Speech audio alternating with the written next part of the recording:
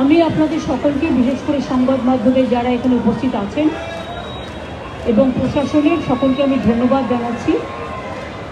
আমার সহকর্মীরা এবং যারা প্রতি বছর 21শে জুলাই উপলক্ষে অনেক দূর দূরান্তর থেকে, অত্যন্ত প্রত্যন্ত অঞ্চল থেকে 2 দিন 3 দিন ধরে আসেন, অনেক কষ্ট করে তারা থাকেন এবং আসেন, তাদের সকলকে আমার আন্তরিক অভিনন্দন জানাচ্ছি।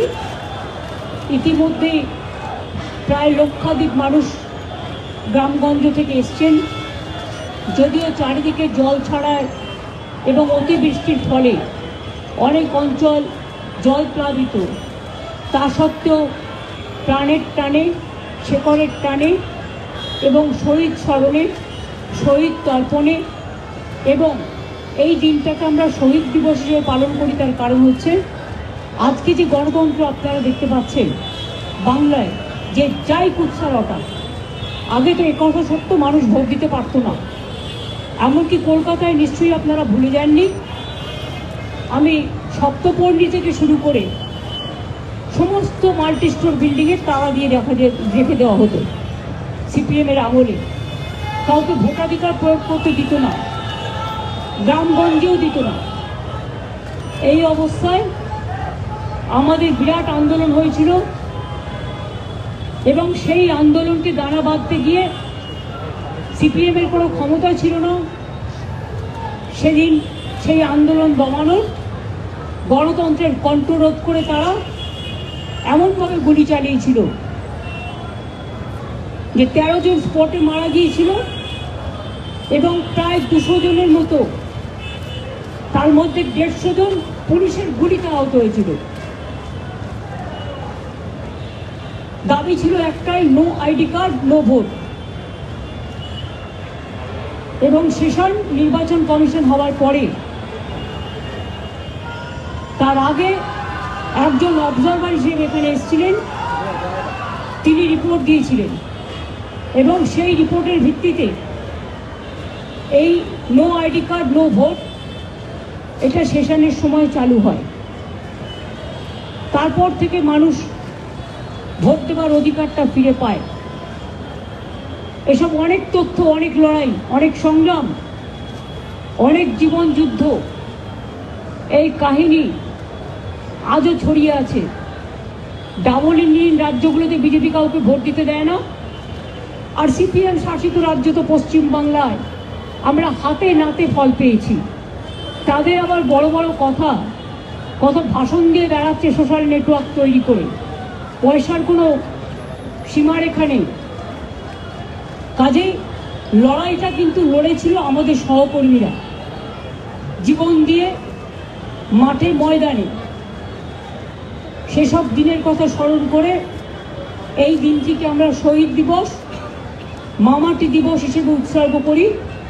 শহীদদের স্মরণে, 21শে জুলাইয়ের শহীদ সহ সমস্ত শহীদদের স্মরণে মামাটি মানুষ দিবস এবং গণতন্ত্র দিবস হিসেবে আমরা পালন করে থাকি। প্রায় 33 বছর ধরে এই প্রোগ্রাম এই জায়গাটায় হয়। তার কারণ এখানে অনেকগুলো প্রাণ লুকিয়ে পড়েছিল, আর এই এলাকাটা রক্তের বন্যা বয়ে গিয়েছিল। তাই আমাদের বছরে একটাই প্রোগ্রাম শহীদ স্মরণে আমরা এখানে করি। এবং এ নিয়েও অনেকের আপত্তি আছে, অনেকে আপত্তি জানায়। তাদের আমি বলি, তারা যখন নবান্ন অভিযান করেন পুলিশের পারমিশন ছাড়া, তখন আপত্তিটা কোথায় থাকে?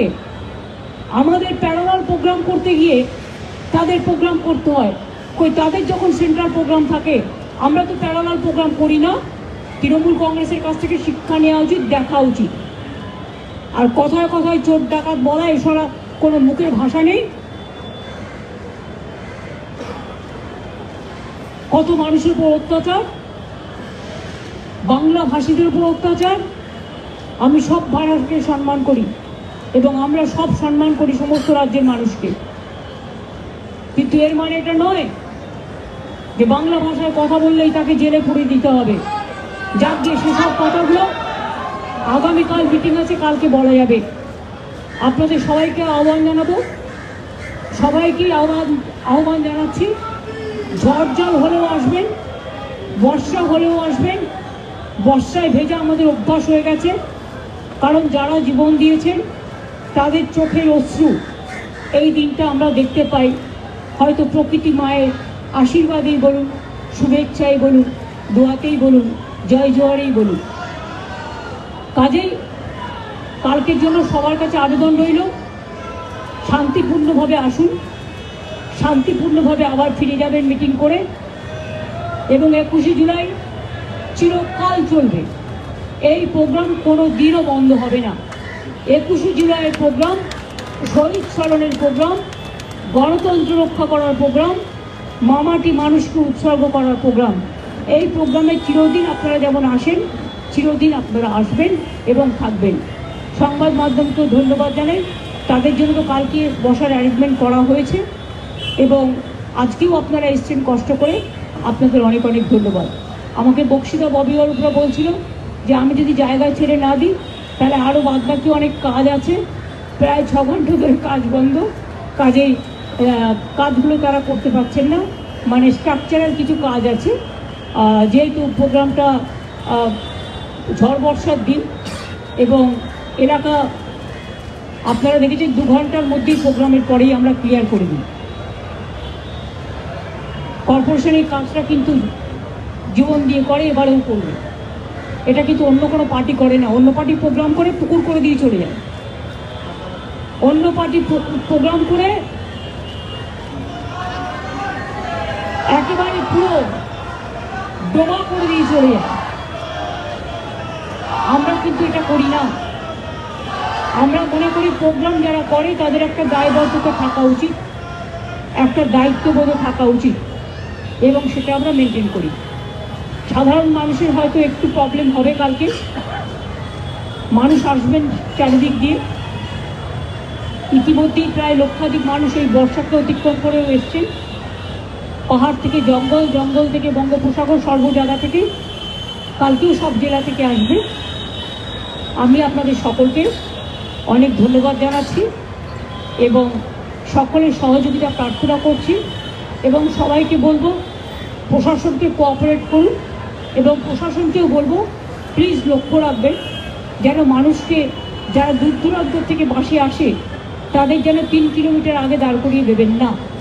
ব্রিগেডটা প্রায় জলাভূমি হয়ে গেছে, সেরকম হলে সাইড দেখে দেখে বাসগুলোকে এমনভাবে দাঁড় করাবেন যাতে বাসগুলো আবার যাওয়ার সময় বিপদে না পড়ে। সিস্টেমের মধ্যে রেখে দিতে হবে যাতে ফেরাটাও ইজি হয়, রাস্তা ক্লিয়ার হয়ে যাবে। আর বেশি জলের মধ্যে ঢুকলে কাদায় গাড়ি আটকে যেতে পারে। ট্রাফিকের যারা আছেন তারা শুনছেন, কাদায় গাড়ি আটকে গেলে কিন্তু গাড়ি তোলা যাবে না, এটা মাথায় রাখতে হবে।